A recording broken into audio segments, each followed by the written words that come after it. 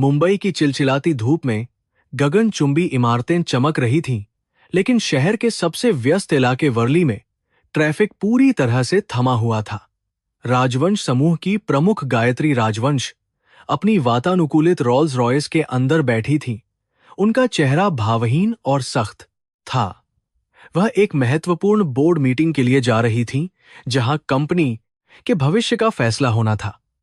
उनके बगल वाली सीट पर रखी फाइलें और आईपैड उनकी व्यस्तता को दर्शा रहे थे, लेकिन उनकी आंखों में एक अजीब सी शून्यता थी।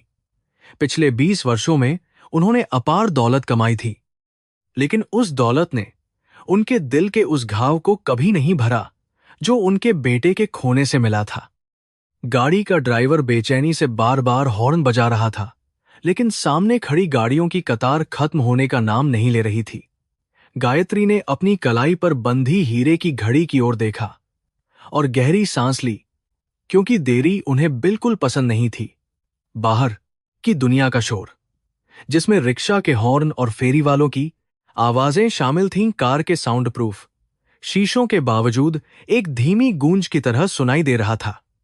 यह वही शहर था जिसने उन्हें रानी बनाया था, और यही वह शहर था जिसने उनसे उनकी सबसे कीमती चीज छीनी थी। उनकी उंगलियां अनजाने में ही अपनी गोद में रखे पर्स को कसकर पकड़ रही थीं। सड़क के किनारे फुटपाथ पर जीवन का एक बिल्कुल अलग संघर्ष चल रहा था, जहां गरीबी और भूख का नंगा नाच हो रहा था। एक पुराना और गंदा सा ढाबा था, जहां कुछ मजदूर दोपहर का खाना खा रहे थे और वहीं पास में कुछ भिखारी भीख मांग रहे थे।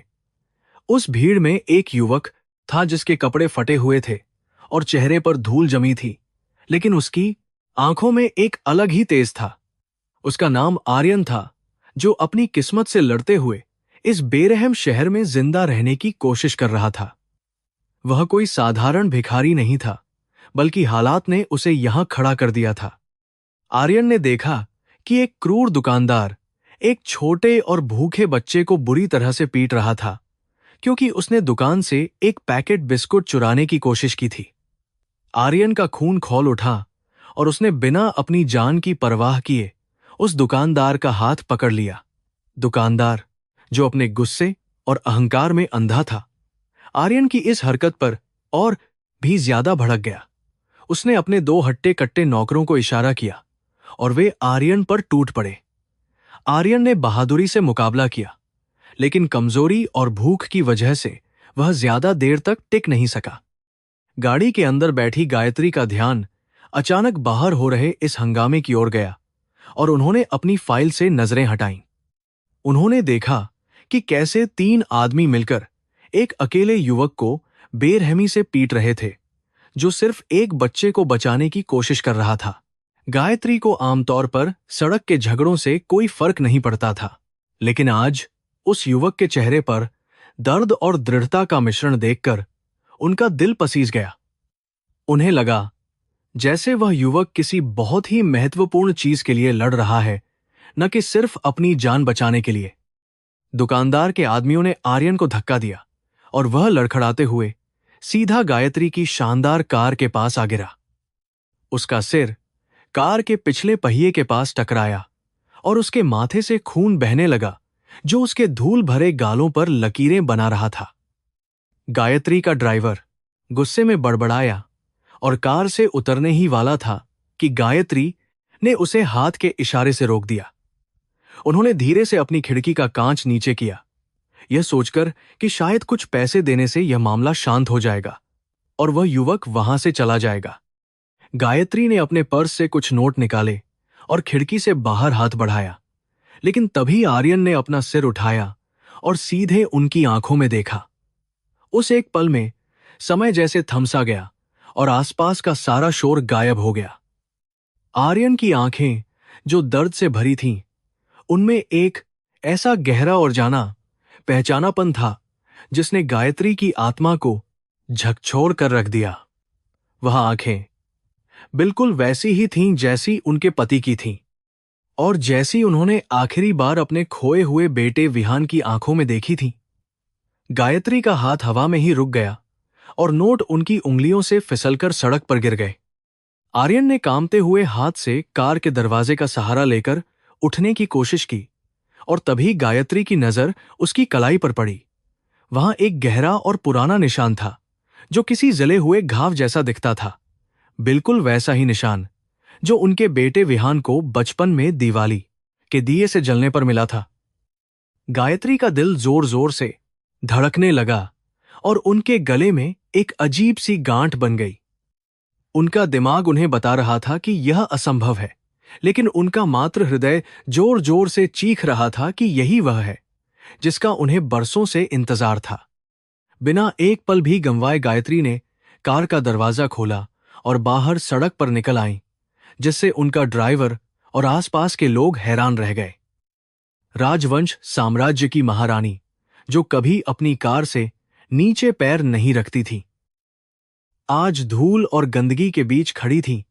उन्होंने घुटनों के बल बैठकर आर्यन का चेहरा अपने हाथों में ले लिया और उनकी आंखों से आंसुओं की धारा बह निकली।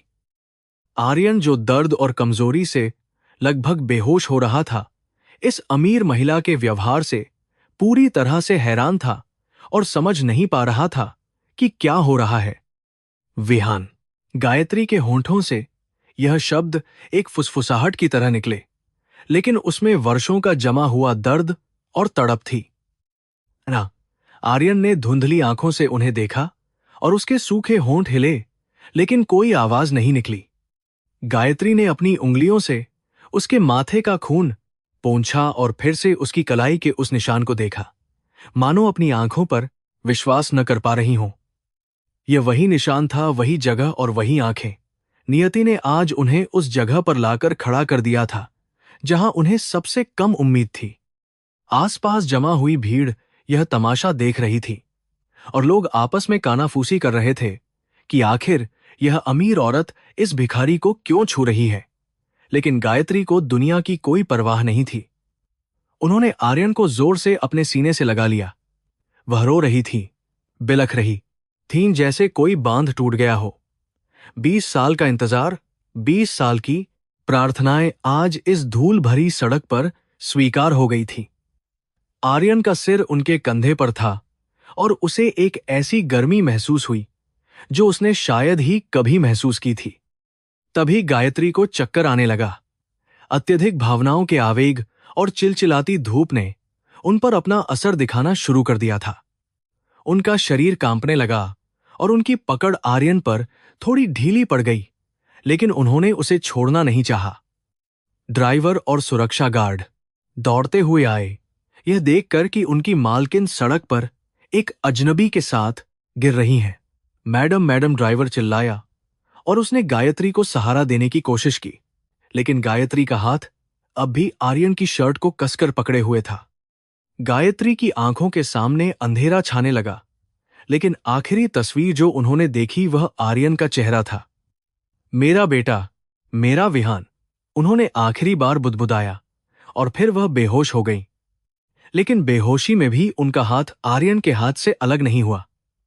आर्यन भी अपनी चोटों और भूख के कारण अपनी सुध-बुध खो बैठा और वह भी वहीं गायत्री के पास लुढ़क गया। यह दृश्य इतना भावुक और अविश्वसनीय था कि वहां मौजूद कठोर से कठोर व्यक्ति की आंखें भी नम हो गईं।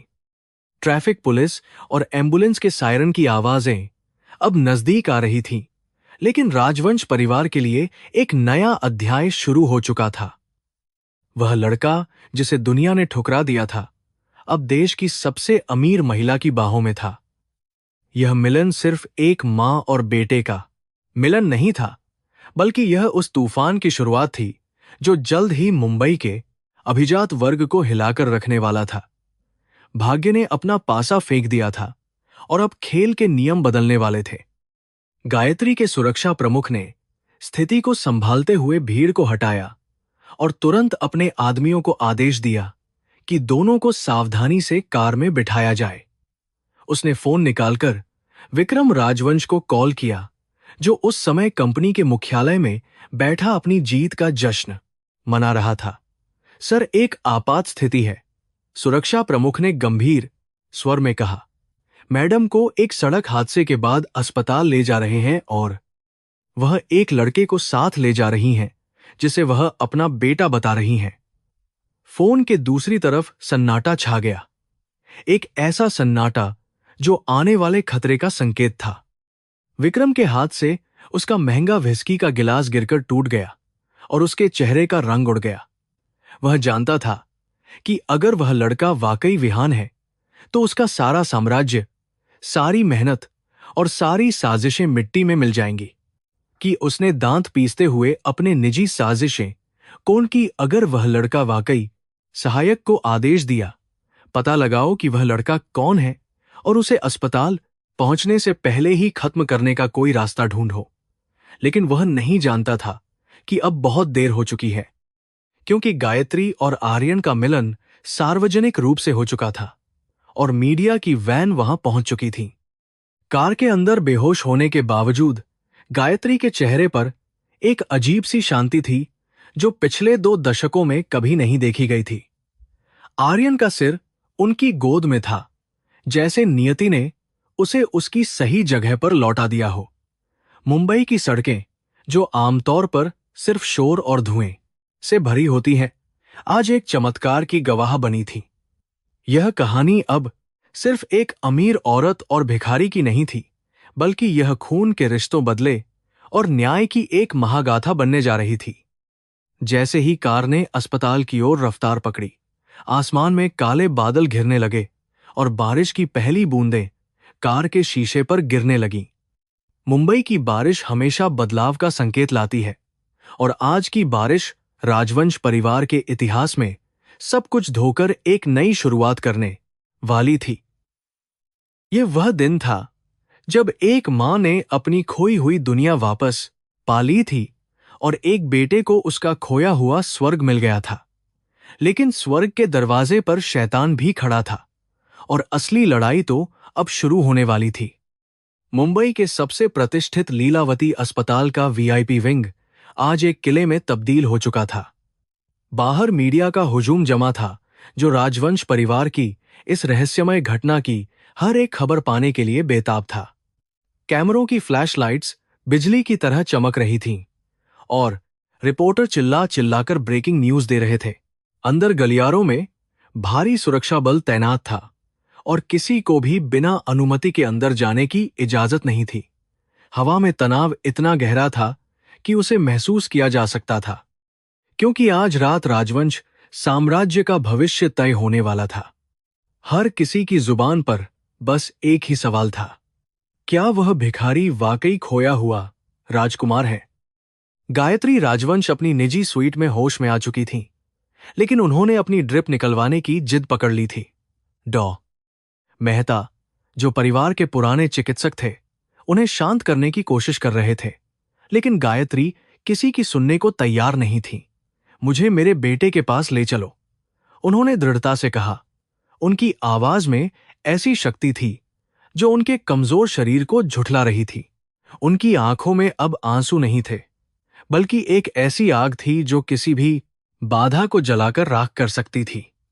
वह जानती थी कि उनका दिल उनसे झूठ नहीं बोल सकता और वह उस लड़के को एक पल के लिए भी अपनी नजरों से दूर नहीं करना चाहती थी। तभी कमरे का दरवाजा खुला और विक्रम राजवंश अंदर दाखिल हुआ। उसके चेहरे पर झूठी चिंता और घबराहट का मुखौटा चढ़ा हुआ था। उसने गायत्री के पास जाकर उनका हाथ पकड़ने की कोशिश की और कहा, भाभी, आप बहुत तनाव में हैं। वह लड़का सिर्फ एक सड़क का भिखारी है जिसे आपने गलतफहमी में विहान समझ लिया है। विक्रम की आवाज में मिठास थी, लेकिन उसकी आंखों में एक ठंडापन था। वह गायत्री को यह यकीन दिलाना चाहता था कि वह मानसिक रूप से अस्थिर हो गई हैं और उनका यह भ्रम कंपनी की साख के लिए खतरनाक हो सकता है। गायत्री ने झटके से अपना हाथ खींच लिया और विक्रम की आंखों में सीधे देखा। मेरा खून मुझे कभी धोखा नहीं दे सकता, विक्रम, उन्होंने ठंडे स्वर में कहा। मैंने उसकी कलाई पर वह निशान देखा है, वही निशान जो विहान को बचपन में लगा था। तुम मुझे पागल साबित करने की कोशिश मत करो। गायत्री का यह रूप देखकर विक्रम एक पल के लिए सहम गया। उसने कभी भी गायत्री को इतना आक्रामक और निश्चित नहीं देखा था। वह समझ गया कि अगर उसने अभी और बहस की तो बात बिगड़ सकती है। इसलिए उसने तुरंत अपनी रणनीति बदल दी और पीछे हटने का नाटक किया। उसी समय पास के ही एक आईसीयू कक्ष में आर्यन धीरे धीरे अपनी आंखें खोल रहा था। उसके सिर में तेज दर्द हो रहा था और उसका पूरा शरीर पट्टियों से बंधा हुआ था। उसने अपने आसपास देखा और हैरान रह गया। वह किसी स्वर्ग जैसी जगह पर था, जहां सफेद पर्दे और मशीनों की बीप बीप की आवाज गूंज रही थी। उसे याद नहीं आ रहा था कि वह यहां कैसे पहुंचा। बस उसे वह दयालु महिला याद थी जिसने उसे गले लगाया था। एक नर्स ने उसे जागते हुए देखा और तुरंत डॉक्टर को बुलाने दौड़ी। आर्यन का दिल जोर से धड़क रहा था। उसे डर था कि कहीं उसने कोई अपराध तो नहीं कर दिया जिसके लिए उसे यहां लाया गया है। गायत्री डॉक्टरों के विरोध के बावजूद आर्यन के कमरे में दाखिल हुई। जब उसने आर्यन को जागते हुए देखा तो उसके चेहरे पर एक ममतामयी मुस्कान आ गई। वह धीरे से उसके बिस्तर के पास बैठी और उसके सिर पर हाथ रखा। आर्यन थोड़ा पीछे हट गया क्योंकि उसे अमीर लोगों से हमेशा डर लगता था, लेकिन गायत्री के स्पर्श में एक अजीब सा अपनापन था। डरो मत बेटा, गायत्री ने कोमलता से कहा। तुम सुरक्षित हो, अब तुम्हें कोई चोट नहीं पहुंचा सकता। आर्यन ने उनकी आंखों में देखा और उसे वहां वही प्यार दिखा जो वह बचपन के धुंधले सपनों में देखा करता था। विक्रम भी पीछे पीछे कमरे में आ गया था और उसने तुरंत स्थिति को संभालने की कोशिश की।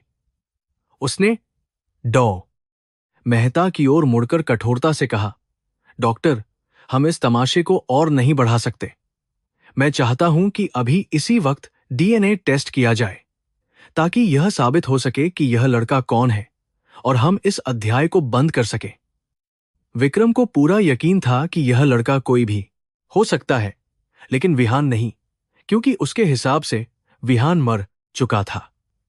वह चाहता था कि विज्ञान के जरिए गायत्री के भ्रम को तोड़ा जाए और उसे वापस डिप्रेशन में धकेल दिया जाए। गायत्री ने विक्रम की चुनौती को स्वीकार करते हुए सिर हिलाया। हां, डीएनए टेस्ट होगा, उन्होंने घोषणा की, लेकिन यह टेस्ट मेरी निगरानी में होगा। कोई भी नमूना मेरे सामने लिया जाएगा और रिपोर्ट आने तक मैं यहीं रहूंगी। गायत्री को विक्रम पर रत्ती भर भी भरोसा नहीं था। वह जानती थीं कि विक्रम सत्ता के लिए किसी भी हद तक गिर सकता है। उन्होंने तुरंत अपने निजी सुरक्षा प्रमुख को आदेश दिया कि लैब तक जाने वाले हर रास्ते पर पहरा बिठाया जाए। विक्रम के चेहरे पर एक पल के लिए घबराहट आई, लेकिन उसने इसे जल्दी ही छिपा लिया। अगले कुछ घंटे बेहद तनावपूर्ण गुजरे। डॉक्टर ने आर्यन और गायत्री दोनों के रक्त के नमूने लिए। आर्यन को समझ नहीं आ रहा था कि यह सब क्यों हो रहा है, लेकिन वह चुपचाप सब कुछ देखता रहा। उसे लग रहा था जैसे वह किसी और की जिंदगी जी रहा है। सैंपल को लैब में भेजा गया और दरवाजे के बाहर पुलिस का पहरा लगा दिया गया। विक्रम बार बार अपने फोन पर किसी को मैसेज भेजने की कोशिश कर रहा था, लेकिन अस्पताल के जैमर और गायत्री की सतर्कता ने उसके हर प्रयास को विफल कर दिया। समय जैसे रेंग रहा था और कमरे में सन्नाटा इतना गहरा था कि घड़ी की टिक टिक भी हथौड़े जैसी लग रही थी। आखिरकार 4 घंटे के लंबे और कष्टदायी इंतजार के बाद डॉ मेहता एक सीलबंद लिफाफा लेकर कमरे में आए। उनके पीछे अस्पताल के डीन और पुलिस कमिश्नर भी थे। गायत्री अपनी कुर्सी से उठ खड़ी हुई। उनका दिल तेजी से धड़क रहा था। विक्रम भी दीवार के सहारे खड़ा हो गया। उसके माथे पर पसीने की बूंदें चमक रही थीं। डॉ मेहता ने कांपते हाथों से लिफाफा खोला और रिपोर्ट को ध्यान से पढ़ा। कमरे में मौजूद हर व्यक्ति की सांसें थम गईं। डॉक्टर ने अपना चश्मा ठीक किया और एक गहरी सांस लेते हुए गायत्री की ओर देखा। श्रीमती राजवंश, डॉक्टर की आवाज गूंजी, डीएनए रिपोर्ट में 99.9% मैच पाया गया है। यह लड़का जैविक रूप से आपका बेटा विहान राजवंश है। यह शब्द सुनते ही गायत्री की आंखों से खुशी के आंसू छलक पड़े और वह घुटनों के बल बैठ गईं। उन्होंने हाथ जोड़कर ईश्वर का धन्यवाद किया। दूसरी ओर विक्रम के पैरों तले जमीन खिसक गई। उसका चेहरा सफेद पड़ गया, जैसे किसी ने उसका सारा खून निचोड़ लिया हो। उसका सबसे बुरा सपना सच हो चुका था। विहान जिंदा था और अब वह वापस आ गया था। गायत्री ने खुद को संभाला और आर्यन की ओर दौड़ पड़ी। उन्होंने उसे गले लगा लिया और बार बार उसका माथा चूमने लगी। मेरा विहान, मेरा राजा बेटा, वह सिसकते हुए बोली। आर्यन, जो अब तक भ्रमित था, ने महसूस किया कि यह कोई सपना नहीं है। उसकी अंतरात्मा ने उसे बताया कि यही उसकी मां है, वह मां जिसे वह हर रात याद करता था। उसने धीरे से अपने हाथ उठाए और गायत्री को वापस गले लगा लिया। यह एक ऐसा पल था जिसने पूरे कमरे को भावुक कर दिया, यहां तक कि पुलिस वाले भी अपनी टोपियां उतारकर सम्मान में खड़े हो गए। विक्रम ने वहां से खिसकने की कोशिश की, लेकिन गायत्री ने उसे देख लिया। वह उठी और शेरनी की तरह उसकी ओर मुड़ी। रुक जाओ विक्रम। उनकी आवाज में अब ममता नहीं, बल्कि एक शासक का आदेश था। आज से राजवंश साम्राज्य का असली वारिस वापस आ गया है। अब कंपनी के हर फैसले में विहान की सहमति होगी। विक्रम ने जबरदस्ती मुस्कुराने की कोशिश की और कहा, यह तो बहुत खुशी की बात है भाभी। परिवार पूरा हो गया। लेकिन उसके मन में प्रतिशोध की ज्वाला भड़क उठी थी। वह इतनी आसानी से हार मानने वाला नहीं था। डॉक्टरों ने आर्यन को आराम करने की सलाह दी, लेकिन गायत्री ने फैसला किया कि अब विहान एक पल भी अस्पताल में नहीं रहेगा। मेरा बेटा अपने घर जाएगा, उन्होंने आदेश दिया। राजवंश विला को सजाया जाए। आज रात दिवाली मनेगी। अस्पताल से बाहर निकलते समय जब मीडिया ने गायत्री को आर्यन विहान के साथ देखा तो सवालों की बौछार शुरू हो गई। गायत्री ने गर्व से आर्यन का हाथ ऊपर उठाया और दुनिया के सामने घोषणा की, मिलिए राजवंश समूह के अगले चेयरमैन, मेरे बेटे विहान राजवंश से।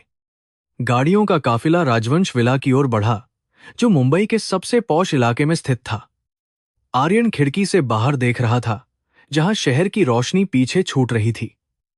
कल तक वह जिस फुटपाथ पर सोता था, आज वह उसे एक बीती हुई याद जैसा लग रहा था। लेकिन वह जानता था कि यह नई दुनिया फूलों की सेज नहीं है। उसने विक्रम की आंखों में जो नफरत देखी थी, वह उसे चेतावनी दे रही थी। वह अभी भी नहीं जानता था कि वह इस खेल का खिलाड़ी है या मोहरा, लेकिन वह यह जरूर जानता था कि अब उसके पास एक मां है जो उसके लिए दुनिया से लड़ सकती है।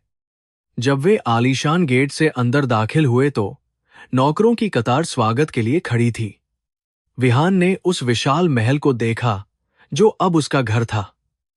संगमरमर के फर्श, झूमर और दीवारों पर लगी महंगी पेंटिंग्स, यह सब उसकी कल्पना से परे था। गायत्री उसे लेकर अंदर गईं और सीधे उस कमरे में ले गईं जो 20 साल से बंद था। यह विहान का बचपन का कमरा था, जिसे गायत्री ने उसकी याद में वैसा ही रखा था। खिलौने, किताबें और उसका छोटा सा बिस्तर, सब कुछ वैसे ही था। आर्यन ने एक पुराने टेडी बियर को उठाया और अचानक उसके दिमाग में एक धुंधली याद कौंध गई। गायत्री दरवाजे पर खड़ी होकर उसे देख रही थी। उनकी आंखों में शांति थी, लेकिन वह जानती थी कि असली लड़ाई तो अब शुरू हुई है। विक्रम चुप नहीं बैठेगा और कंपनी के बोर्ड मेंबर्स को मनाना आसान नहीं होगा। विहान को अभी बहुत कुछ सीखना था, कैसे चलना है, कैसे बात करनी है और कैसे इस जहरीले कॉरपोरेट जगत में जिंदा रहना है। लेकिन गायत्री ने कसम खाई थी कि वह अपने बेटे को एक योद्धा बनाएंगी।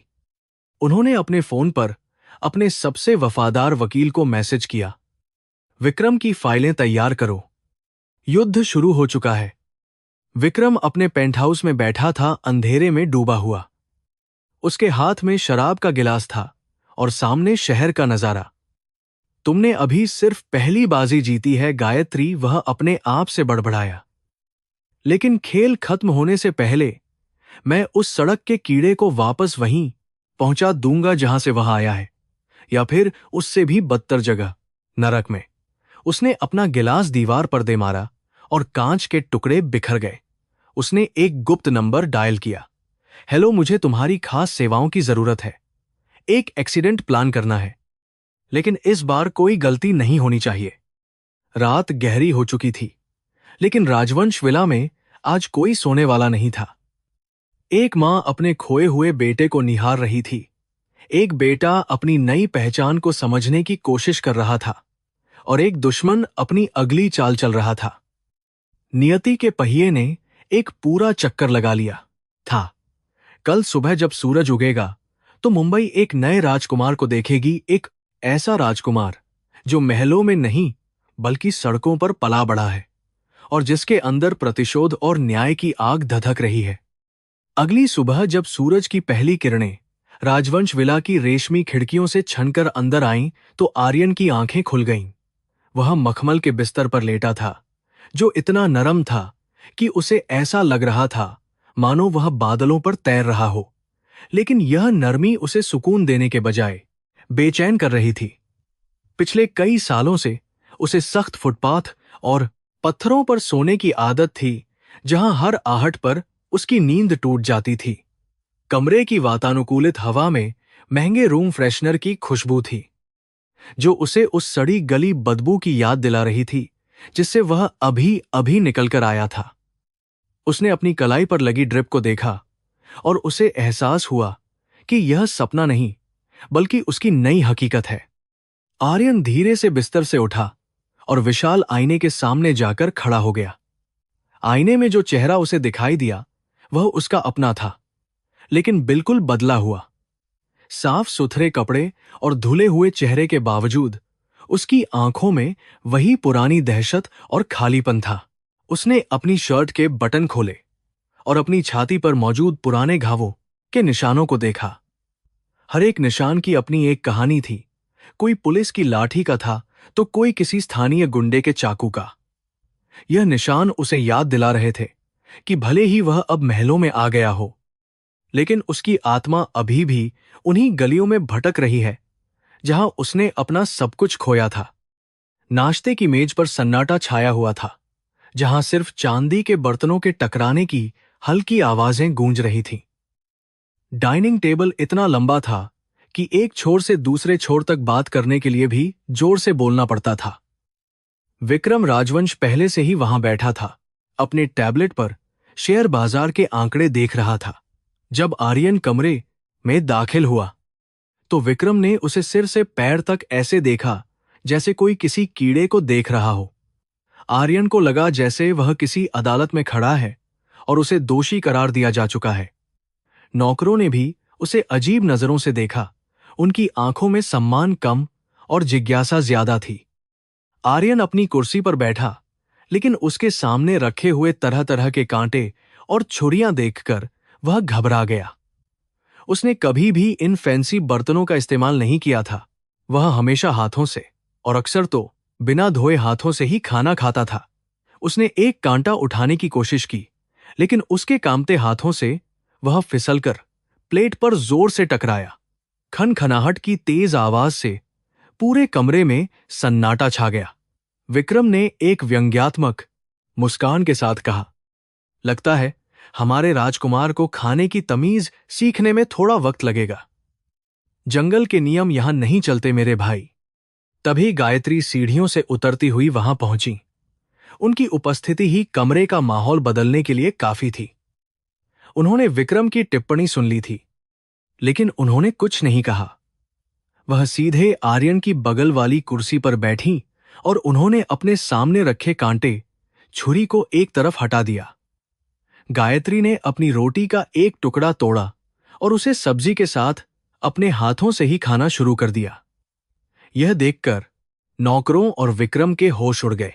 राजवंश परिवार की मुखिया ने एक शब्द बोले बिना ही यह संदेश दे दिया था कि अगर उनका बेटा हाथ से खाएगा तो वह भी हाथ से ही खाएंगी।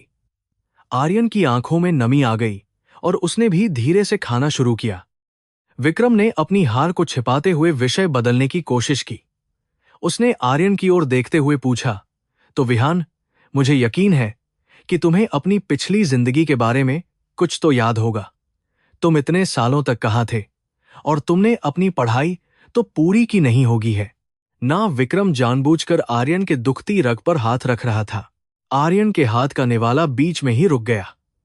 अतीत के काले साए उसके दिमाग में मंडराने लगे। वह हमेशा से अनपढ़ या भिखारी नहीं था, उसे याद आया वह समय जब वह कॉलेज का टॉपर हुआ करता था, इंजीनियरिंग की पढ़ाई कर रहा था और उसके पास सुनहरे सपने थे। आर्यन के दिमाग में फ्लैशबैक चलने लगा। वह एक होनहार छात्र था जिसे स्कॉलरशिप मिली थी। वह अपनी गोद ली हुई बहन और बूढ़े माता पिता के साथ खुश था, जो एक छोटी सी झुग्गी में रहते थे। लेकिन फिर एक दिन एक बड़ी कंस्ट्रक्शन कंपनी के बुलडोजर उनकी बस्ती में घुस आए। वह कंपनी कोई और नहीं बल्कि राजवंश समूह की ही एक सहयोगी कंपनी थी, जिसका प्रोजेक्ट हेड विक्रम था। आर्यन ने विरोध किया था, लोगों को इकट्ठा किया था और कोर्ट जाने की धमकी दी थी। यही उसकी सबसे बड़ी गलती साबित हुई थी। विक्रम के गुंडों ने रात के अंधेरे में उसकी बस्ती में आग लगा दी थी, जिसमें उसका परिवार बिखर गया और उस पर झूठे इल्जाम लगाकर उसे जेल भेज दिया गया। जेल से छूटने के बाद उसका करियर, उसका नाम और उसकी पहचान सब कुछ मिट चुका था। समाज ने उसे अपराधी मान लिया था और भूख ने उसे भीख मांगने पर मजबूर कर दिया था। आर्यन की मुट्ठियां कस गईं और उसकी आंखों में एक पल के लिए इतना क्रोध आया कि विक्रम भी थोड़ा सहम गया। लेकिन आर्यन ने खुद को संयमित किया। वह जानता था कि अब वह कमजोर नहीं है। उसने विक्रम की आंखों में देखा और शांत स्वर में कहा, मैंने जिंदगी की यूनिवर्सिटी से पढ़ाई की है अंकल। वहां डिग्री नहीं मिलती, लेकिन तजुर्बा ऐसा मिलता है जो किसी एमबीए की किताब में नहीं होता। गायत्री ने आर्यन के जवाब पर गर्व से मुस्कुराते हुए उसे देखा। उन्हें एहसास हो गया था कि उनका बेटा कोई साधारण लड़का नहीं है। उसके अंदर एक छिपी हुई आग है, जिसे बस सही दिशा देने की जरूरत है। नाश्ते के बाद गायत्री आर्यन को अपने निजी अध्ययन कक्ष में ले गईं। ये कमरा राजवंश साम्राज्य का नर्व सेंटर था, जहां से अरबों का कारोबार नियंत्रित होता था। दीवारों पर बड़े बड़े नक्शे और प्रोजेक्टर स्क्रीन लगे थे। गायत्री ने आर्यन को एक बड़ी चमड़े की कुर्सी पर बिठाया और कहा, यह सब अब तुम्हारा है विहान, लेकिन याद रखना, ताज के साथ कांटे भी मिलते हैं। लोग तुम्हें नीचा दिखाने की कोशिश करेंगे, तुम्हारी पिछली जिंदगी का मजाक उड़ाएंगे। गायत्री ने अपनी बात जारी रखते हुए कहा, लेकिन तुम्हें अपनी कमजोरी को ही अपनी ताकत बनाना होगा। तुम उन गलियों को जानते हो जिन्हें ये लोग अपने एसी कमरों से सिर्फ नक्शे पर देखते हैं। तुम भूख का दर्द जानते हो, तुम इंसान की असली फितरत पहचानते हो। यही वह ज्ञान है जो तुम्हें विक्रम और उसके जैसे भेड़ियों से बचाएगा। आर्यन ने मां की बातों को ध्यान से सुना। उसे पहली बार महसूस हुआ कि उसका अतीत कोई बोझ नहीं, बल्कि एक हथियार हो सकता है। उसी दोपहर गायत्री ने आर्यन की ग्रूमिंग के लिए शहर के सबसे बेहतरीन विशेषज्ञों को बुलाया। हेयर स्टाइलिस्ट, टेलर और कम्युनिकेशन कोच सब लाइन लगाकर खड़े थे। आर्यन को यह सब बहुत अजीब लग रहा था, जैसे उसे किसी गुड़िया की तरह सजाया जा रहा हो। जब उसके लंबे और उलझे हुए बाल काटे गए और उसे एक 3 पीस सूट पहनाया गया, तो आईने में एक बिल्कुल नया इंसान खड़ा था। वह भिखारी आर्यन नहीं लग रहा था, बल्कि एक असली राजवंश लग रहा था। लेकिन उसकी आंखों की गहराई अभी भी वही थी, शांत और रहस्यमयी। शाम को जब आर्यन अपने कमरे में कंपनी की पुरानी फाइलों को समझने की कोशिश कर रहा था, विक्रम बिना दस्तक दिए अंदर आ गया। उसके हाथ में एक मोटी फाइल थी। उसने फाइल को मेज पर पटकते हुए कहा, अगर तुम सच में इस कुर्सी के लायक हो तो इसे सुलझाओ। हमारी टेक्सटाइल मिल में मजदूर हड़ताल पर हैं। वे वेतन बढ़ाने की मांग कर रहे हैं और काम रुका हुआ है। पुलिस भेजने पर हिंसा हो सकती है। बताओ, तुम क्या करोगे? विक्रम ने यह चाल इसलिए चली थी ताकि आर्यन फेल हो जाए और गायत्री को दिखे कि वह अनपढ़ है। आर्यन ने फाइल खोली और मजदूरों की मांगों को पढ़ा। उसे हंसी आ गई, क्योंकि ये मांगें बहुत ही बुनियादी थीं। साफ पानी और सुरक्षा उपकरण। वह जानता था कि यूनियन का लीडर कौन है, क्योंकि वह खुद एक समय में उसी मिल के बाहर चाय की दुकान पर काम कर चुका था। उसने फाइल बंद की और विक्रम से कहा, पुलिस की जरूरत नहीं है, बस मुझे यूनियन लीडर से बात करने दीजिए, मैं उनकी भाषा समझता हूं। विक्रम ने उसे अविश्वास से देखा।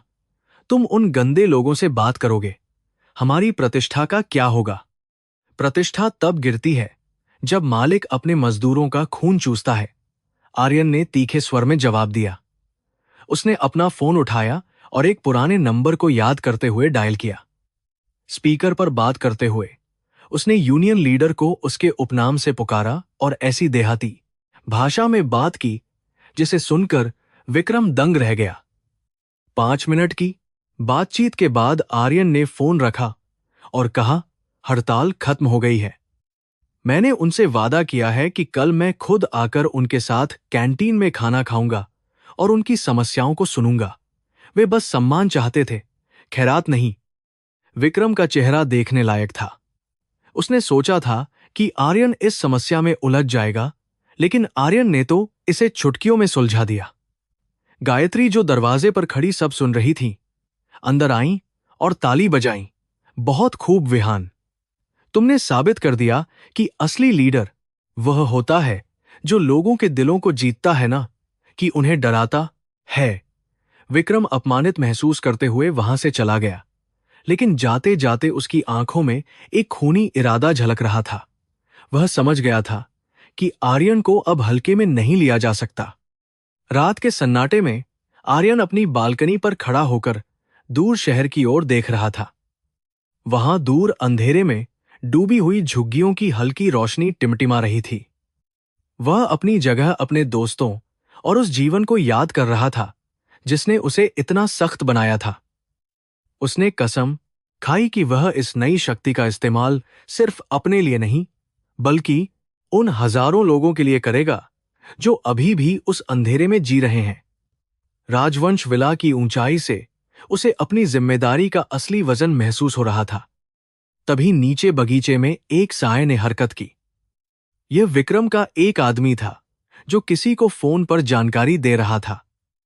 हां बॉस, वह लड़का चालाक है, लेकिन कल की पार्टी में हम उसे ऐसा फंसाएंगे कि वह दुनिया को मुंह दिखाने लायक नहीं रहेगा। सब कुछ तैयार है। आर्यन ने वह परछाई देखी, लेकिन उसने उसे नजरअंदाज नहीं किया। उसके कान अब खतरे की हर आहट को पहचानने के आदी हो चुके थे। खेल अब बराबर का था। अगर विक्रम के पास पैसा और पावर थी, तो आर्यन के पास वह सड़कछाप जिद्द थी जो हारना नहीं जानती थी। गायत्री अपने कमरे में बैठी पुराने फोटो एल्बम देख रही थी। विहान की बचपन की तस्वीरें देखकर उनकी आंखों में आंसू थे। उन्होंने एक तस्वीर पर हाथ फेरा और मन ही मन कहा, मैं तुम्हें दोबारा नहीं खोऊंगी विहान, चाहे इसके लिए मुझे पूरी दुनिया से क्यों ना लड़ना पड़े। उन्होंने अपने फोन पर सुरक्षा प्रमुख को मैसेज भेजा, कल की पार्टी में सुरक्षा 3 गुना कर दो। मुझे किसी भी तरह की गड़बड़ी नहीं चाहिए। मां और बेटे दोनों अपने अपने तरीके से आने वाले तूफान के लिए तैयार हो रहे थे। मुंबई की रात रहस्यमयी थी, जो अपने दामन में कई रात छिपाए हुए थी। कल राजवंश समूह की सालाना चैरिटी पार्टी थी, जहां शहर के सभी रईस और ताकतवर लोग आने वाले थे। यह आर्यन का समाज में पहला परिचय होने वाला था। लेकिन यह सिर्फ एक पार्टी नहीं थी, यह एक रणभूमि थी जहां शब्दों के तीर चलेंगे और साख की हत्या होगी।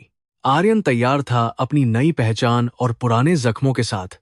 कल वह दुनिया को दिखा देगा कि वह सिर्फ एक वारिस नहीं, बल्कि एक योद्धा है जो अपनी किस्मत खुद लिखता है। मुंबई का ताजमहल पैलेस होटल आज शाम रोशनी से नहाया हुआ था। यह केवल एक साधारण पार्टी नहीं थी, बल्कि राजवंश फाउंडेशन का वार्षिक चैरिटी गाला था, जहां शहर के सबसे रईस और ताकतवर लोग जमा हुए थे। झूमरों की जगमगाती रोशनी, महंगे इत्र की खुशबू और रेशमी कपड़ों की सरसराहट से पूरा हॉल गूंज रहा था। हर कोई अपनी दौलत और रुतबे का प्रदर्शन करने के लिए बेताब था, लेकिन आज सबकी निगाहें दरवाजे पर टिकी थीं। वे सभी उस खोए हुए राजकुमार की एक झलक पाने का इंतजार कर रहे थे, जिसकी वापसी की खबर ने पूरे शहर में तहलका मचा दिया था। विक्रम राजवंश हॉल के एक कोने में खड़ा था। उसके हाथ में शैंपेन का गिलास था और चेहरे पर एक कपटी मुस्कान थी। वह अपनी करीबी सहयोगी श्रीमती शालिनी खन्ना से बात कर रहा था, जो शहर की एक मशहूर सोशलाइट थी। विक्रम ने धीरे से कहा, आज रात का नाटक बहुत दिलचस्प होने वाला है।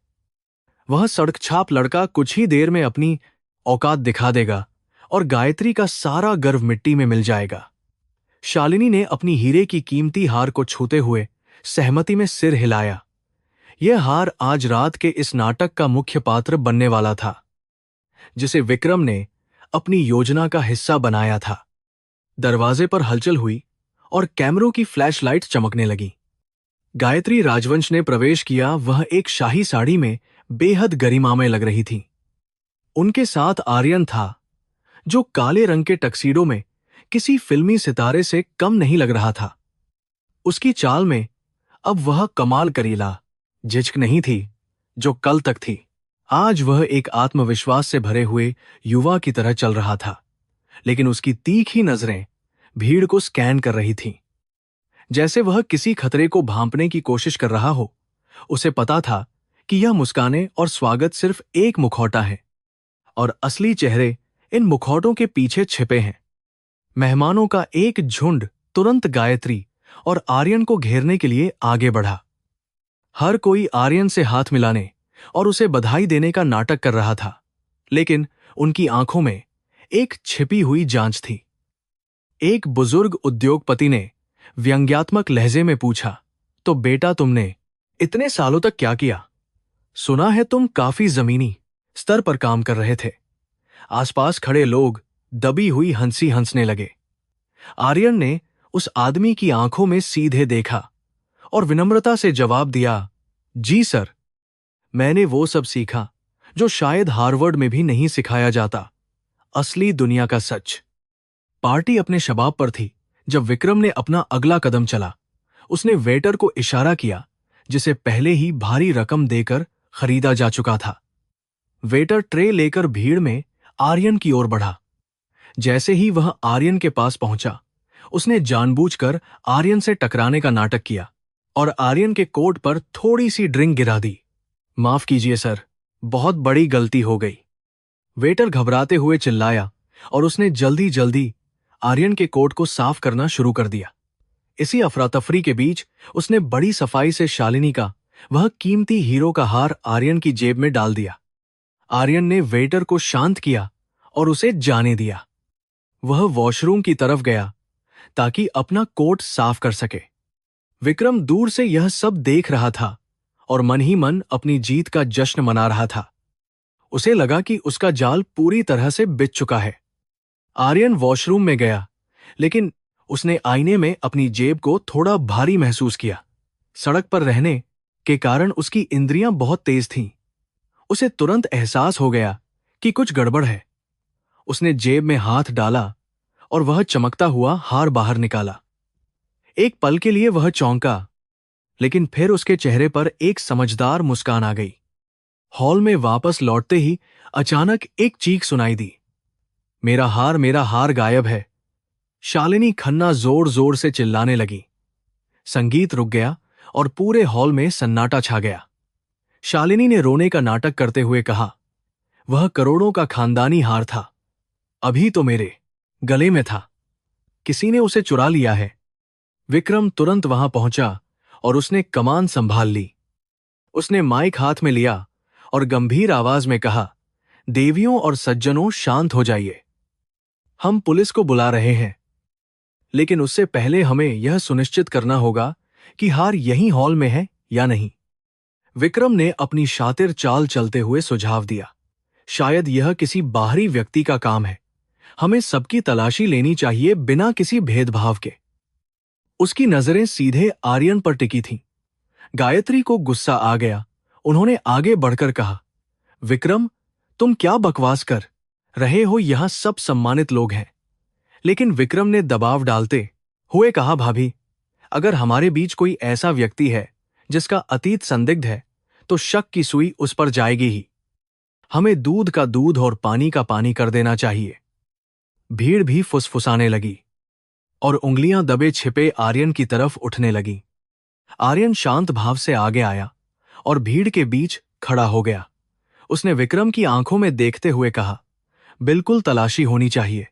अगर मैं निर्दोष हूं तो मुझे डरने की कोई जरूरत नहीं है। उसने अपने दोनों हाथ ऊपर उठाए। विक्रम ने सुरक्षा गार्ड को इशारा किया। गार्ड ने आर्यन की जेबों की तलाशी लेनी शुरू की। विक्रम के चेहरे पर विजय की मुस्कान थी। वह बस उस पल का इंतजार कर रहा था जब हार बाहर निकलेगा और आर्यन हमेशा के लिए बदनाम हो जाएगा। लेकिन जब गार्ड ने जेब से हाथ बाहर निकाला तो वह खाली था। विक्रम की मुस्कान गायब हो गई। उसने अविश्वास से गार्ड को देखा और फिर खुद आगे बढ़कर आर्यन की जेब टटोली। वहां कुछ नहीं था। हॉल में सन्नाटा और गहरा हो गया। आर्यन ने धीरे से अपनी दूसरी जेब से एक रुमाल निकाला और अपना चेहरा पोंछा। तभी उसने शालिनी की ओर इशारा करते हुए कहा, मैडम, शायद आपको अपना पर्स चेक करना चाहिए। कभी कभी हम चीजें रखकर भूल जाते हैं। शालिनी ने हकलाते हुए कहा, मां, मैंने चेक किया था। लेकिन आर्यन के दबाव में उसने अपना क्लच बैग खोला। जैसे ही बैग खुला उसमें से वह कीमती हीरों का हार बाहर गिर पड़ा। भीड़ में आहें भरने की आवाजें आईं। शालिनी का चेहरा शर्म से लाल हो गया और विक्रम पसीने से तरबतर हो गया। यह कैसे हुआ? आर्यन ने यह कब किया? आर्यन ने मुस्कुराते हुए कहा, सड़क पर रहने का एक फायदा यह है कि आपको पता होता है कि जेबकतरे कैसे काम करते हैं। जब वह वेटर मुझसे टकराया तो मुझे पता चल गया था कि उसने मेरी जेब में कुछ डाला है। मैंने बस उसे सही जगह लौटा दिया जहां उसे होना चाहिए था। गायत्री ने राहत की सांस ली और गर्व से अपने बेटे को देखा। उसने विक्रम की ओर मुड़कर कहा, देखा विक्रम, इसे कहते हैं ईमानदारी। जिसने कभी भूख देखी हो वह चोरी नहीं करता। चोरी वो करते हैं जिनका पेट भरा होता है लेकिन नीयत खराब होती है। गायत्री के ये शब्द विक्रम के लिए किसी तमाचे से कम नहीं थे। पूरी पार्टी का माहौल बदल गया। जो लोग अभी तक आर्यन को शक की निगाह से देख रहे थे अब उसकी चतुराई और ईमानदारी की तारीफ कर रहे थे। विक्रम की योजना उसी पर भारी पड़ गई थी। विक्रम अपमानित होकर वहां से जाने लगा, लेकिन आर्यन ने उसे रोक लिया। वह विक्रम के पास गया और उसके कान में फुसफुसाया, अगली बार जब आप मेरे लिए जाल बिछाएं तो याद रखिएगा कि मैं शिकारी हूं, शिकार नहीं। मैंने आपकी आंखों में देख लिया था कि आप क्या करने वाले हैं। विक्रम ने गुस्से से आर्यन को घूरा, लेकिन वह कुछ कर नहीं सकता था। वह जानता था कि आज रात उसने न केवल एक मौका गंवाया है बल्कि एक खतरनाक दुश्मन भी बना लिया है। पार्टी के बाद जब वे घर लौट रहे थे, कार में खामोशी थी। गायत्री खिड़की से बाहर देख रही थी, लेकिन उनका दिमाग तेजी से चल रहा था। आज की घटना ने उनकी आंखों पर पड़ी पट्टी को पूरी तरह से हटा दिया था। यह कोई साधारण ईर्ष्या नहीं थी। यह आर्यन को खत्म करने की एक सुनियोजित साजिश थी। और अगर विक्रम आज यह कर सकता है तो 20 साल पहले उसने क्या किया होगा? क्या विहान का खोना वाकई एक हादसा था या वह भी विक्रम की ही कोई चाल थी? गायत्री ने अचानक ड्राइवर से कहा, गाड़ी पुलिस कमिश्नर के घर की तरफ मोड़ो। आर्यन चौंक गया। मां, इतनी रात को? गायत्री ने आर्यन का हाथ अपने हाथ में लिया और दृढ़ता से कहा, हां बेटा, आज रात मुझे एक बहुत पुरानी फाइल दोबारा खुलवानी है। 20 साल पहले जो हुआ उसकी सच्चाई जानना अब जरूरी हो गया है। विक्रम ने आज एक गलती कर दी है। उसने मुझे जगा दिया है। आर्यन समझ गया कि अब खेल बदल चुका है। वे अब रक्षात्मक नहीं बल्कि आक्रामक होने वाले थे। उस रात आर्यन अपने कमरे में लेटा छत को घूर रहा था। उसे वह वेटर याद आया जो पार्टी में डर से कांप रहा था। आर्यन जानता था कि वह वेटर सिर्फ एक मोहरा था। असली खिलाड़ी विक्रम था। उसने मन ही मन प्रतिज्ञा की कि वह विक्रम को उसके किए की सजा दिलाकर रहेगा। उसने अपने पुराने दोस्तों को याद किया जो अभी भी झुग्गियों में थे। उसने अपना फोन उठाया और एक मैसेज टाइप किया, कल सुबह मुझे पुरानी हवेली के पीछे मिलो, हमें कुछ जानकारी चाहिए। उसका सड़क का नेटवर्क अब काम आने वाला था। अगले दिन सुबह होते ही एक बड़ी खबर मीडिया में छा गई। राजवंश कंपनी के शेयर्स में भारी गिरावट आई थी, क्योंकि बाजार में अफवाह उड़ गई थी कि कंपनी के अंदरूनी कलह चल रही है। विक्रम अपने ऑफिस में बैठा सिर पकड़कर बैठा था। उसके सामने रखा अखबार उसकी नाकामी की कहानी बयां कर रहा था। तभी उसका फोन बजा। यह एक अज्ञात नंबर था। उसने फोन उठाया और दूसरी तरफ से एक भारी आवाज आई, काम अभी खत्म नहीं हुआ है विक्रम साहब। अगर आप चाहते हैं कि वह लड़का और उसकी मां रास्ते से हट जाएं, तो हमें थोड़ा और सख्त कदम उठाना होगा। विक्रम ने एक पल सोचा। वह जानता था कि यह जोखिम भरा है, लेकिन अब उसके पास पीछे हटने का कोई रास्ता नहीं था। उसने ठंडे स्वर में जवाब दिया, ठीक है, जो करना है करो, लेकिन इस बार कोई गलती नहीं होनी चाहिए। मुझे उनकी लाशें चाहिए। बहाने नहीं। उसने फोन काट दिया और खिड़की से बाहर देखा। शहर जाग रहा था, लेकिन विक्रम की दुनिया में अंधेरा छाने वाला था। उसने अपनी मेज की दराज से एक पुरानी पिस्तौल निकाली और उसे ध्यान से देखने लगा। उधर गायत्री और आर्यन पुलिस कमिश्नर के साथ एक गुप्त बैठक कर रहे थे। कमिश्नर ने 20 साल पुरानी फाइलें निकलवाई थीं, जिनमें धूल जमी हुई थी। मैडम, कमिश्नर ने झिझकते हुए कहा, उस समय की रिपोर्ट के अनुसार बच्चे के अपहरण में कोई सुराग नहीं मिला था, लेकिन उन्होंने एक पन्ना पलटा। एक गवाह था जिसे उस समय पागल करार देकर छोड़ दिया गया था। वह आपकी पुरानी आया थी, सावित्री। गायत्री का दिल धक से रह गया। सावित्री, जो विहान को जान से ज्यादा प्यार करती थी। सावित्री अभी कहाँ है? गायत्री ने पूछा। कमिश्नर ने सिर हिलाया, हमें नहीं पता। वह घटना के बाद से गायब है, लेकिन अगर वह जिंदा है तो वही एकमात्र कड़ी है जो हमें सच्चाई तक ले जा सकती है। आर्यन ने तुरंत कहा, मैं उसे ढूंढ निकालूंगा। मुंबई की हर गली, हर कोना मेरा जाना पहचाना है। अगर वह इस शहर में है तो वह मुझसे नहीं छिप सकती। यह खोज अब सिर्फ अतीत को जानने की नहीं, बल्कि भविष्य को सुरक्षित करने की थी। मुंबई की सड़कें आज रात आंसुओं और बारिश से भीगी हुई थीं, ठीक वैसे ही जैसे गायत्री राजवंश का दिल पिछले 20 सालों से रो रहा था। आर्यन ने अपनी मां को एक साधारण सी सेडान कार में बैठाया था, ताकि वे बिना किसी का ध्यान खींचे उस पुरानी बस्ती तक पहुंच सकें जहां उनकी एकमात्र उम्मीद छिपी थी। वह जगह शहर के बाहरी इलाके में एक वीरान और बदनाम बस्ती थी, जहां कानून की रोशनी शायद ही कभी पहुंचती थी। आर्यन स्टीयरिंग व्हील को कसकर पकड़े हुए था। उसकी नजरें सड़क पर जमी थीं, लेकिन दिमाग में एक ही लक्ष्य था, सावित्री को ढूंढना। गायत्री खिड़की से बाहर देख रही थी।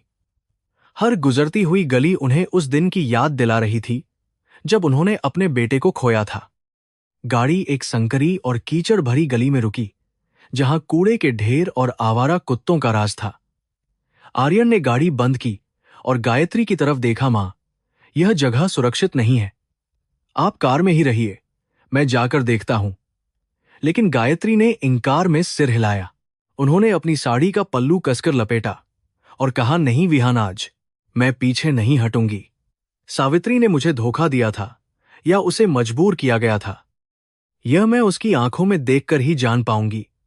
दोनों कार से बाहर निकले और बारिश की बौछारों के बीच उस टूटे फूटे मकान की ओर बढ़े जिसका पता आर्यन के नेटवर्क ने दिया था। दरवाजा खटखटाने पर एक बूढ़ी और कमजोर औरत बाहर निकली, जिसका शरीर बीमारियों से जर्जर हो चुका था। जैसे ही उसकी नजर गायत्री पर पड़ी, उसके हाथ से पानी का लोटा गिर गया। मालकिन। उसके मुंह से सिर्फ यही शब्द निकला। आर्यन आगे बढ़ा और उसने सावित्री के चेहरे को ध्यान से देखा। सावित्री की नजरें आर्यन पर टिक गईं और एक पल में ही उसने उसे पहचान लिया। वह कांपते हुए कदमों से आगे बढ़ी और आर्यन के पैरों में गिर पड़ी। मुझे माफ कर दो, छोटे मालिक, मुझे माफ कर दो। वह फूट फूट कर रोने लगी। यह वही सावित्री थी जिसकी गोद में विहान खेला करता था। गायत्री ने उसे उठाया और कठोरता से पूछा, सावित्री, मुझे सच बताओ, उस दिन क्या हुआ था? क्या मेरा बेटा खुद गुम हुआ था या उसे किसी ने गायब किया था? सावित्री ने सिसकते हुए बताया कि कैसे विक्रम ने उसे पैसों का लालच दिया था और जब उसने मना किया तो उसने उसके परिवार को मारने की धमकी दी थी। विक्रम साहब ने ही एक्सीडेंट करवाया था और छोटे मालिक को वहां से उठवा लिया था। उन्होंने मुझसे कहा था कि अगर मैंने मुंह खोला तो वे मेरी बेटी को जान से मार देंगे। सावित्री का यह कबूलनामा गायत्री के कानों में पिघले हुए शीशे की तरह उतरा। आर्यन ने तुरंत अपना फोन निकाला और सावित्री का पूरा बयान रिकॉर्ड कर लिया। यह वह सबूत था जिसकी उन्हें तलाश थी, वह ब्रह्मास्त्र जो विक्रम के साम्राज्य को ध्वस्त कर सकता था। सावित्री ने एक पुरानी डायरी भी दी जिसमें विक्रम के कुछ लेन देन का हिसाब था जो उसने गलती से उस समय सुन लिया था। गायत्री का शरीर गुस्से से कांप रहा था। जिस देवर को उन्होंने भाई की तरह माना था वह आस्तीन का सांप निकला। उन्होंने आर्यन का हाथ पकड़ा और कहा, चलो, अब विक्रम की उल्टी गिनती शुरू हो चुकी है। लेकिन वे नहीं जानते थे कि खतरा दरवाजे पर दस्तक दे चुका है। जैसे ही वे बस्ती से बाहर निकलने के लिए अपनी कार की ओर बढ़े, अचानक दो काली एसयूवी ने उनका रास्ता रोक लिया। गाड़ियों की हेडलाइट्स ने उनकी आंखों को चकाचौंध कर दिया। विक्रम को भनक लग चुकी थी कि वे सावित्री तक पहुंच गए हैं और उसने अपने सबसे खूंखार भाड़े के हथियारों को उन्हें खत्म करने के लिए भेजा था। 4 हट्टे कट्टे आदमी लोहे की रॉड और पिस्तौल लेकर गाड़ियों से उतरे। उनका इरादा साफ था, कोई गवाह नहीं बचना चाहिए। आर्यन ने तुरंत स्थिति को भांपा और गायत्री को धक्का देकर कार के पीछे किया। मां, जल्दी अंदर बैठिए, वह चिल्लाया। आर्यन की फुर्ती ने उन्हें पहली गोली से बचा लिया जो कार के शीशे को चकनाचूर कर गई। उसने तुरंत ड्राइविंग सीट संभाली और गायत्री को नीचे झुकने के लिए कहा। इंजन की दहाड़ के साथ आर्यन ने कार को रिवर्स गियर में डाला और पूरी ताकत से पीछे की तरफ भगाया। हमलावर हैरान रह गए क्योंकि उन्होंने सोचा था कि वे आसानी से सरेंडर कर देंगे। आर्यन ने कार को एक झटके में मोड़ा और उस संकरी गली में घुसा दिया जहां बड़ी एसयूवी का आना मुश्किल था। यह उसकी दुनिया थी, ये गलियां उसकी दोस्त थीं। वह जानता था कि यहां से कैसे निकलना है। पीछा करने वाली गाड़ियां भी पूरी रफ्तार से उनके पीछे लग गईं। गोलियों की आवाज से पूरा इलाका गूंज उठा। आर्यन का दिल तेजी से धड़क रहा था, लेकिन उसके हाथ स्टीयरिंग पर स्थिर थे। उसने गायत्री को शांत रहने का इशारा किया, जो पीछे की सीट पर सिमटी हुई थी। डरो मत मां, मैंने इन सड़कों पर रिक्शा चलाया है। ये लोग मुझे नहीं पकड़ पाएंगे, आर्यन ने दांत पीसते हुए कहा। उसने अपनी कार को एक सब्जी मंडी के बीच से निकाला जहां लकड़ी के ठेले और टोकरियां हवा में उड़ गईं, जिससे हमलावरों का रास्ता कुछ पल के लिए ब्लॉक हो गया। शहर के मुख्य हाईवे पर पहुंचते ही चेज और भी खतरनाक हो गया। एक एसयूवी ने उनकी कार को टक्कर मारी, जिससे उनकी गाड़ी डिवाइडर से टकराते टकराते बची। गायत्री की चीख निकल गई, लेकिन आर्यन ने गजब का संतुलन बनाए रखा।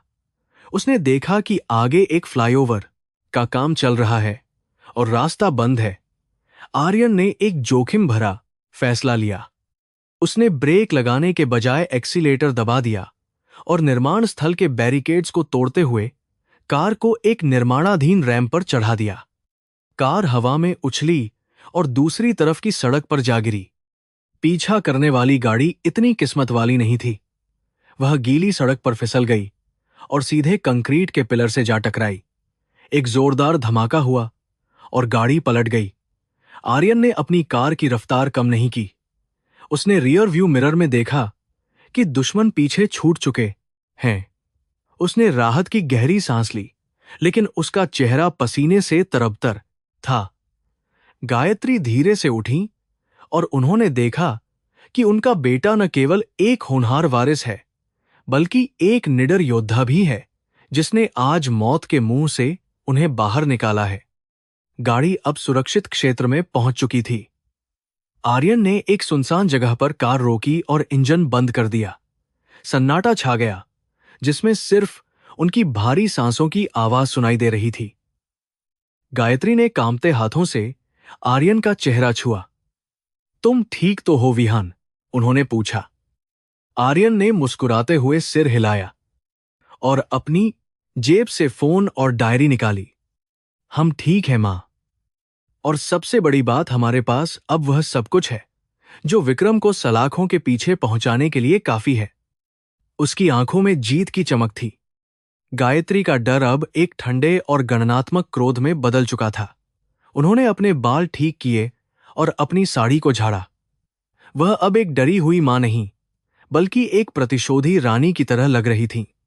विक्रम ने आज अपनी आखिरी गलती कर दी है, उन्होंने शांत स्वर में कहा। उसने सोचा था कि वह हमें सड़क पर मार देगा, लेकिन अब हम उसे उसके ही बोर्ड रूम में मारेंगे। विहान, घर चलो, हमें कल सुबह के लिए तैयारी करनी है। कल की बोर्ड मीटिंग राजवंश इतिहास की सबसे यादगार मीटिंग होगी। जब वे घर वापस लौटे तो सुरक्षा गार्ड्स को उनकी टूटी हुई कार देखकर झटका लगा, लेकिन आर्यन ने उन्हें चुप रहने का इशारा किया। उन्होंने सीधे अपने निजी विंग में प्रवेश किया और किसी को भी खबर नहीं होने दी कि वे किस हालत में लौटे हैं। आर्यन जानता था कि विक्रम अभी भी यह सोच रहा होगा कि उसका काम हो गया है। यह गलतफहमी ही उनकी सबसे बड़ी ताकत बनेगी। उन्होंने तुरंत अपने वकीलों और मीडिया के कुछ भरोसेमंद लोगों को फोन किया। रात भर एक गुप्त योजना तैयार की गई, जिसे ऑपरेशन एंडगेम नाम दिया गया। सुबह के 4 बज चुके थे, लेकिन न तो मां की आंखों में नींद थी और न ही बेटे की। वे ड्राइंग रूम में बैठे थे, जहां विहान के बचपन की तस्वीर दीवार पर लगी थी। आर्यन ने उस तस्वीर को देखा और फिर अपनी मां को। कल सब बदल जाएगा मां, उसने वादा किया। गायत्री ने उसके हाथ पर अपना हाथ रखा। हां बेटा, कल न्याय होगा। भगवान ने मुझे मेरा बेटा वापस दिया है, अब मैं भगवान को न्याय देकर दिखाऊंगी। बाहर तूफान शांत हो चुका था, लेकिन राजवंश टावर के अंदर एक नया तूफान आने वाला था, जो विक्रम की दुनिया को उजाड़ देगा। विक्रम अपने फार्म हाउस पर बैठकर अपनी जीत की खबर का इंतजार कर रहा था। उसके गुंडों का फोन नहीं आया था, जिससे उसे थोड़ी बेचैनी हो रही थी। शायद नेटवर्क की समस्या होगी, उसने खुद को तसल्ली दी। वह नहीं जानता था कि उसका फोन अब कभी नहीं बजेगा, क्योंकि उसके आदमी या तो पुलिस की हिरासत में थे या अस्पताल में। उसने अपनी व्हिस्की का आखिरी घूंट भरा और आने वाले कल के सुनहरे भविष्य के सपने देखने लगा, जहां वह राजवंश ग्रुप का एकमात्र मालिक होगा। उसे अंदाजा भी नहीं था कि सूरज उगते ही उसकी हकीकत कैसे चकनाचूर होने वाली है। अगली सुबह जब मुंबई शेयर बाजार खुला तो राजवंश टावर की 27वीं मंजिल पर स्थित कॉन्फ्रेंस रूम में तनाव का माहौल था। बाहर आसमान साफ था, लेकिन शीशे की दीवारों के भीतर एक ऐसा तूफान आने वाला था जिसकी किसी ने कल्पना भी नहीं की थी। विक्रम राजवंश ने बोर्ड की आपातकालीन बैठक बुलाई थी। वह एक बड़ी महंगी कुर्सी पर बैठा था, चेहरे पर दुख और गंभीरता का एक परखा हुआ मुखौटा लगाए हुए। उसके सामने बैठे शेयरधारक और निदेशक आपस में कानाफूसी कर रहे थे, क्योंकि विक्रम ने उन्हें बताया था कि गायत्री राजवंश अचानक लापता हो गई हैं और मानसिक रूप से अस्थिर हैं। इसलिए कंपनी की बागडोर तुरंत किसी जिम्मेदार हाथ में देनी होगी। विक्रम ने गला साफ किया और खड़े होकर अपनी बात शुरू की। उसकी आवाज में बनावटी भारीपन था। सज्जनों, यह मेरे और हमारे परिवार के लिए अत्यंत कठिन समय है। भाभी गायत्री पिछले कुछ दिनों से अजीब व्यवहार कर रही थीं। वह उस सड़क छाप लड़के को अपना बेटा मान बैठी और अब कल रात से उनका कोई पता नहीं है। हमें डर है कि शायद उन्होंने खुद को नुकसान पहुंचा लिया हो। कंपनी को नेतृत्वहीन नहीं छोड़ा जा सकता, इसलिए भारी मन से मुझे चेयरमैन का पद संभालना होगा। उसने मेज पर रखे प्रस्ताव के कागजात आगे बढ़ाए, जिन पर हस्ताक्षर होते ही वह राजवंश समूह का एकमात्र मालिक बन जाता। तभी कॉन्फ्रेंस रूम के भारी ओक के दरवाजे एक जोरदार धमाके के साथ खुले, जिससे वहां मौजूद हर व्यक्ति उछल पड़ा। विक्रम की कलम उसके हाथ से छूट गई और उसकी नजरें दरवाजे पर जम गईं। वहां गायत्री राजवंश खड़ी थीं, किसी घायल शेरनी की तरह, और उनके बगल में आर्यन खंभा बनकर खड़ा था। गायत्री की साड़ी थोड़ी अस्त व्यस्त थी और आर्यन के माथे पर कल रात की खरोंच थी, लेकिन उनकी आंखों में जो आग थी वह किसी भी हथियार से ज्यादा खतरनाक थी। कमरे में सन्नाटा छा गया, इतना गहरा कि वहां एक सुई गिरने की आवाज भी सुनी जा सकती थी। विक्रम का चेहरा कागज की तरह सफेद पड़ गया। गायत्री ने धीमे और सधे हुए कदमों से कमरे में प्रवेश किया। उनकी एड़ियों की आवाज पत्थर के फर्श पर गूंज रही थी। मातम मनाने की इतनी जल्दी मत करो, विक्रम, उन्होंने ठंडी और सख्त आवाज में कहा। मैं जिंदा हूं और मेरी याददाश्त भी बिल्कुल ठीक है, लेकिन अफसोस तुम्हारी याददाश्त शायद कमजोर हो गई है कि इस कुर्सी पर बैठने का हक सिर्फ खून को होता है, गद्दारों को नहीं। गायत्री सीधे हेड टेबल की ओर बढ़ी और विक्रम की आंखों में आंखें डालकर उसे घूरा।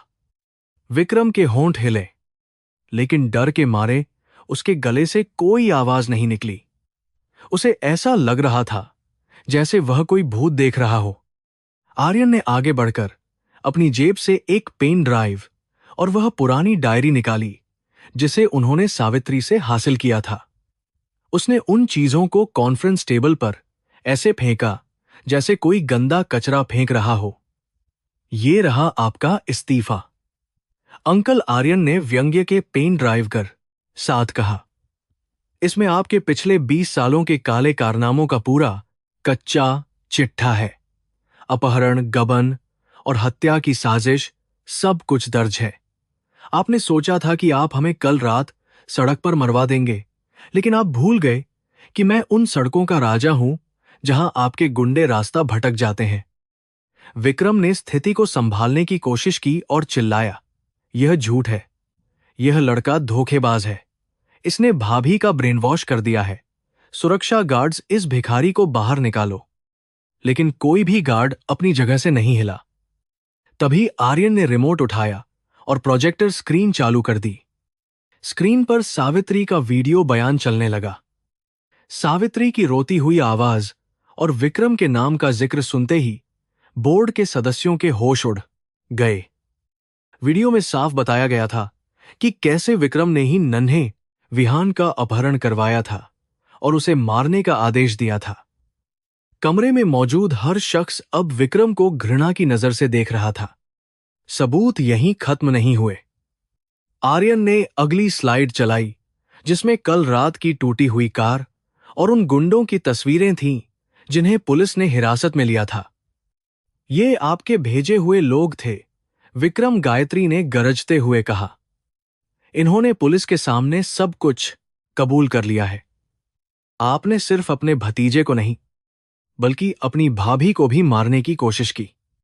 सत्ता की भूख ने आपको इतना अंधा कर दिया कि आप राक्षस बन गए। विक्रम अब बुरी तरह घिर चुका था। उसका पसीना छूट रहा था और वह जानता था कि अब कोई भी बहाना उसकी जान नहीं बचा सकता। अपने को चारों तरफ से घिरा देखकर विक्रम का संयम टूट गया। वह पागलों की तरह हंसने लगा, एक ऐसी हंसी जिसमें डर और उन्माद दोनों था। हां हां, मैंने किया, उसने चिल्लाते हुए स्वीकार किया। यह साम्राज्य मेरा होना चाहिए था। मैं दिन रात मेहनत करता था और सारा श्रेय विहान को मिलने वाला था। वह तो बच्चा था, उसे रास्ते से हटाना जरूरी था। और तुम गायत्री, तुम हमेशा मुझे नीचा दिखाती रही।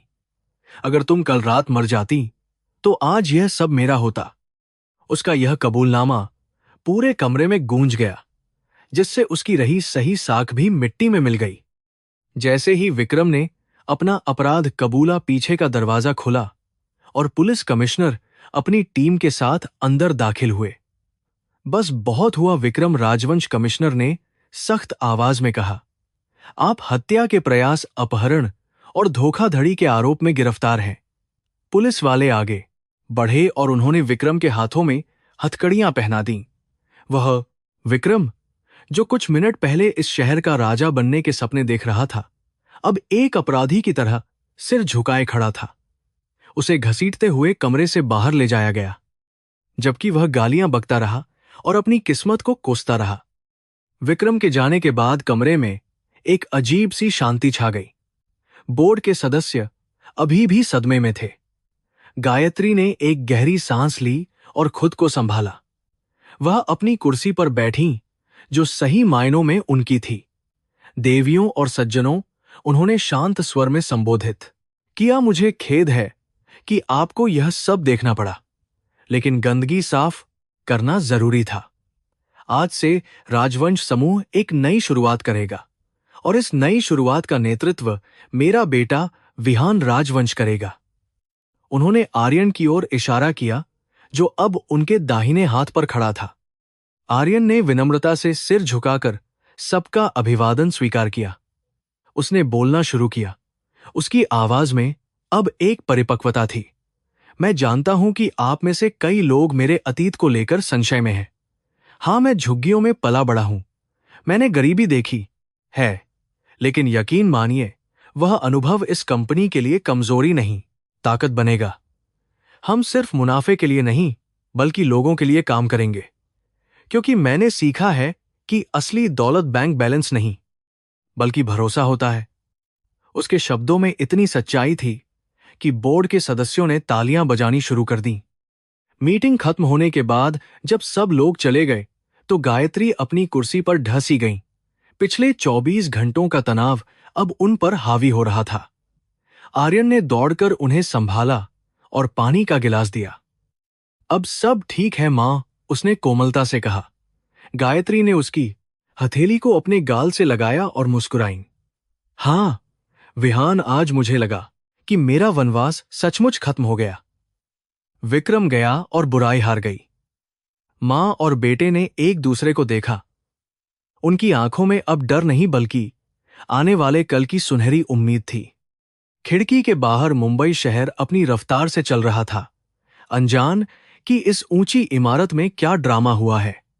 लेकिन राजवंश परिवार के लिए दुनिया बदल चुकी थी। जिस बेटे को कभी मरा हुआ मान लिया गया था, उसने आज अपने परिवार को बचा लिया था, और जिस मां ने जीने की उम्मीद छोड़ दी थी, उसे आज जीने की नई वजह मिल गई थी। यह जीत सिर्फ एक कंपनी की नहीं थी, यह जीत थी उस विश्वास की कि सत्य परेशान हो सकता है, लेकिन पराजित नहीं। न्याय का सूरज आखिरकार राजवंश टॉवर पर चमक उठा था। चिंगबाई 6 महीने बीत चुके थे और मुंबई का मौसम अब बदल गया था। बारिश का दौर खत्म हो चुका था और एक सुनहरी हल्की सर्दी ने शहर को अपनी चादर में लपेट लिया था। नरीमन पॉइंट पर स्थित राजवंश टॉवर अब सिर्फ कांच और कंक्रीट की एक इमारत नहीं थी, बल्कि उम्मीद और बदलाव का प्रतीक बन गई थी। विक्रम के काले शासन के बाद कंपनी के गलियारों में जो डर का माहौल था, वह अब उत्साह और रचनात्मकता में बदल गया था। कर्मचारी अब सिर झुकाकर नहीं चलते थे, बल्कि गर्व से काम करते थे, क्योंकि उन्हें पता था कि उनका नया बॉस विहान राजवंश उन्हें सिर्फ एक नंबर नहीं, बल्कि एक इंसान समझता है। आर्यन, जिसे अब पूरी दुनिया विहान के नाम से जानती थी, अपने आलीशान केबिन में बैठा था। उसके सामने फाइलों का ढेर था, लेकिन उसकी नजरें खिड़की के बाहर अरब सागर की लहरों पर टिकी थीं। उसने एक महंगा इटालियन सूट पहना था, जो उसकी फिट बॉडी पर बिल्कुल सही बैठ रहा था, लेकिन उसकी कलाई पर आज भी वह पुराना काला धागा बंधा था, जो उसने झुग्गी में रहने के दौरान अपनी रक्षा के लिए बांधा था। यह धागा उसे याद दिलाता था कि वह कहां से आया है और उसे किन लोगों के लिए लड़ना है। उसकी मेज पर अब सिर्फ मुनाफे के आंकड़े नहीं, बल्कि जन कल्याण की योजनाएं भी थीं। बोर्ड रूम में आज एक और महत्वपूर्ण बैठक चल रही थी, लेकिन इस बार माहौल बिल्कुल अलग था।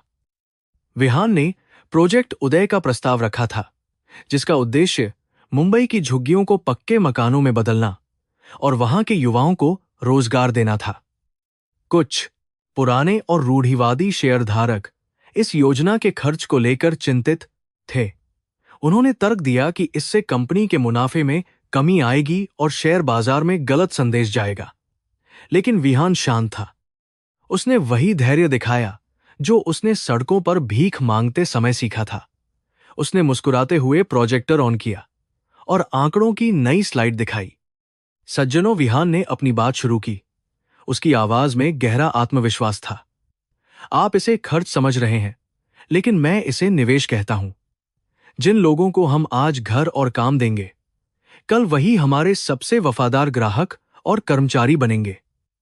मैंने गरीबी को करीब से देखा है। मैं जानता हूं कि जब किसी को मौका मिलता है तो वह पहाड़ भी हिला सकता है। उसका तर्क सिर्फ भावनात्मक नहीं था, बल्कि व्यावहारिक भी था।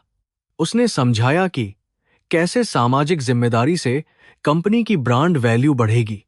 उसकी बातों में इतनी सच्चाई थी कि धीरे धीरे विरोध के सुर तालियों की गड़गड़ाहट में बदल गए। मीटिंग के बाद गायत्री अपने केबिन में विहान का इंतजार कर रही थी।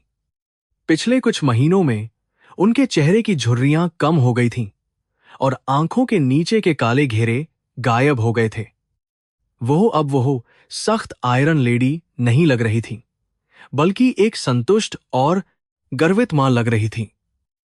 जब विहान अंदर आया तो उन्होंने उसे गले लगा लिया। आज तुमने अपने पिता की याद दिला दी, उन्होंने भावुक होकर कहा। वे हमेशा कहते थे कि असली व्यापार वह है जिससे समाज का भला हो। तुमने आज उनकी विरासत को सही मायनों में संभाला है। गायत्री ने महसूस किया कि अब उनके रिटायर होने और आराम करने का समय आ गया है। दोपहर में विहान ने अपनी लग्जरी कार को ड्राइवर के बजाय खुद चलाने का फैसला किया। वह अपने पुराने इलाके धारावी की ओर जा रहा था। सुरक्षा गार्ड्स पीछे वाली गाड़ी में थे, क्योंकि विहान ने उन्हें सख्त निर्देश दिया था कि वे लोगों को उससे दूर न करें। जब उसकी कार संकरी गलियों में पहुंची तो वहां के लोग उसे देखकर दौड़ पड़े। यह वह भीड़ नहीं थी जो किसी सेलिब्रिटी को देखने आती है, बल्कि यह वह परिवार था जो अपने खोए हुए बेटे का स्वागत कर रहा था। बच्चे उसकी गाड़ी के पीछे दौड़ रहे थे और बुजुर्ग हाथ जोड़कर उसे आशीर्वाद दे रहे थे। विहान अपनी कार से उतरा और सीधे उस पुरानी चाय की टपरी पर गया जहां उसने अपनी जिंदगी के कई साल गुजारे थे। चाय वाला काका, जो अब बूढ़े हो चुके थे, उसे देखकर रो पड़े। विहान ने उन्हें झुककर प्रणाम किया और कहा, काका, आपकी चाय के बिना आज भी मेरा दिन शुरू नहीं होता। उसने वहां मौजूद हर व्यक्ति से हाथ मिलाया, किसी का हाल चाल पूछा तो किसी की बच्चों की पढ़ाई के बारे में जानकारी ली। उसने वहां एक कौशल विकास केंद्र का उद्घाटन किया, जिसका नाम उसने सावित्री कौशल केंद्र रखा था, उस आया की याद में जिसने सच को सामने लाने में मदद की थी। उसी समय शहर के दूसरे छोर पर आर्थर रोड जेल की एक अंधेरी कोठरी में विक्रम राजवंश बैठा था। उसकी हालत अब किसी भिखारी से भी बदतर हो गई थी। उसके बाल बिखरे हुए थे और दाढ़ी बढ़ी हुई थी। उसे जेल का रूखा सूखा खाना मिल रहा था, जिसे देखकर उसे अपनी पुरानी आलीशान दावतों की याद आती थी।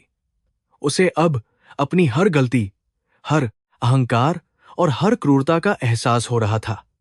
उसने सत्ता के नशे में अपने ही परिवार को मिटाने की कोशिश की थी, लेकिन नियति ने उसे उसी धूल में मिला दिया जिसे वह पैरों तले रौंदता था। उसकी दीवार पर टंगी घड़ी की टिक टिक उसे हर पल उसकी हार की याद दिलाती थी। शाम को राजवंश विला में एक शांतिपूर्ण रात्रिभोज का आयोजन किया गया था।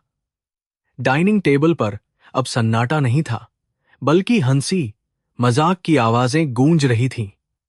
गायत्री ने विहान के लिए उसकी पसंदीदा खीर बनाई थी। उन्होंने बात करते हुए कहा, बेटा, मैंने फैसला किया है कि मैं अब कंपनी के दैनिक कार्यों से पूरी तरह अलग हो जाऊंगी। मैं कुछ समय के लिए तीर्थ यात्रा पर जाना चाहती हूं। मुझे शांति चाहिए और मुझे पता है कि मेरे पीछे सब कुछ सुरक्षित हाथों में है। विहान ने मां का हाथ थाम लिया और सहमति में सिर हिलाया।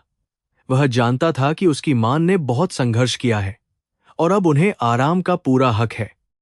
रात के समय विहान अपनी विशाल बालकनी पर खड़ा होकर मुंबई शहर की टिमटिमाती रोशनी को देख रहा था। हवा में ठंडक थी, लेकिन उसके अंदर एक अजीब सी गर्मी थी। उसने नीचे देखा, जहां कभी वह एक भूखा भिखारी बनकर घूमता था, और फिर ऊपर आसमान की ओर देखा, जहां अब वह एक सितारे की तरह चमक रहा था। यह सफर आसान नहीं था। इसमें दर्द था, अपमान था और मौत का डर था। लेकिन इस सफर ने उसे वह बनाया जो वह आज था, एक ऐसा नेता जो जमीन से जुड़ा था। उसने महसूस किया कि उसकी असली ताकत उसका पैसा नहीं, बल्कि उसके अनुभव है। अचानक उसका फोन बजा। यह पुलिस कमिश्नर का फोन था। मिस्टर विहान, कमिश्नर ने कहा, आपको यह जानकर खुशी होगी कि विक्रम ने अपना जुर्म पूरी तरह से लिखित में कबूल कर लिया है और उसने अपनी बची हुई निजी संपत्ति भी अनाथालय को दान करने का फैसला किया है। शायद जेल की चारदीवारी ने उसे सुधार दिया है। विहान ने एक गहरी सांस ली। धन्यवाद कमिश्नर। उसे माफ करना तो भगवान का काम है, लेकिन मुझे खुशी है कि उसे अपनी गलती का एहसास हुआ। उसने फोन रखा और महसूस किया कि अब प्रतिशोध का अध्याय पूरी तरह से बंद हो चुका है। अगली सुबह अखबारों की हेडलाइंस में विहान की तस्वीर थी। शीर्षक था, झुग्गियों का मसीहा विहान राजवंश ने बदली कॉरपोरेट जगत की तस्वीर। गायत्री ने वह अखबार पढ़ा और उसे फ्रेम करवाकर दीवार पर लगा दिया। यह कहानी अब सिर्फ एक परिवार की नहीं रह गई थी, बल्कि यह पूरे शहर के लिए एक प्रेरणा बन गई थी। हर कोई जान गया था कि इंसान के हालात चाहे कितने भी बुरे क्यों न हो, अगर उसकी नीयत साफ है और इरादे मजबूत हैं, तो किस्मत को भी झुकना पड़ता है। विहान ने साबित कर दिया था कि राजा वह नहीं जो राज करता है, बल्कि वह जो सेवा करता है। कुछ दिनों बाद विहान ने एक बड़ी घोषणा की। वह अपनी संपत्ति का 50% हिस्सा एक ट्रस्ट में दान कर रहा था, जो सड़क पर रहने वाले बच्चों की शिक्षा और स्वास्थ्य के लिए काम करेगा। इस घोषणा ने पूरे देश को चौंका दिया। लोग सोच रहे थे कि एक युवा अरबपति ऐसा फैसला कैसे ले सकता है, लेकिन विहान के लिए यह फैसला बहुत आसान था। वह जानता था कि वह पैसा उसका नहीं था, वह उस समाज का था जिसने उसे तब सहारा दिया था जब उसके पास कुछ नहीं था। यह उसका तरीका था उस कर्ज को चुकाने का जो उस पर मानवता का था। कहानी के अंत में विहान और गायत्री एक साथ समुद्र के किनारे खड़े थे। सूर्य डूब रहा था और आकाश में नारंगी और बैंगनी रंग बिखरे हुए थे। गायत्री ने विहान की ओर देखा और कहा, तुम्हें पता है, उस दिन जब मैंने तुम्हें सड़क पर देखा था तो मुझे लगा था कि मैंने तुम पर एहसान किया है, लेकिन सच तो यह है कि तुमने मुझ पर एहसान किया। तुमने मुझे मेरी जिंदगी वापस दी, मेरा बेटा वापस दिया। विहान मुस्कुराया और मां के कंधे पर सिर रख दिया। नहीं मां, उसने धीरे से कहा, यह सब उस ऊपर वाले का खेल है, हम तो बस किरदार हैं। लहरें उनके पैरों को छूकर वापस जा रही थीं, जैसे वे पुरानी यादों को धो रही हों। विहान ने अपनी जेब से वह सिक्का निकाला जो गायत्री ने उसे उस दिन देने की कोशिश की थी जब वे पहली बार मिले थे। उसने वह सिक्का समुद्र में फेंक दिया। यह उसका अतीत था जो अब लहरों में विलीन हो गया था। अब उसके सामने सिर्फ भविष्य था, एक ऐसा भविष्य जो उज्जवल था, न्यायपूर्ण था और प्रेम से भरा था। राजवंश परिवार का वनवास खत्म हो चुका था और अब रामराज्य की शुरुआत हो चुकी थी। मुंबई का शोरगुल जारी था, लेकिन इन दो दिलों में अब सिर्फ शांति थी।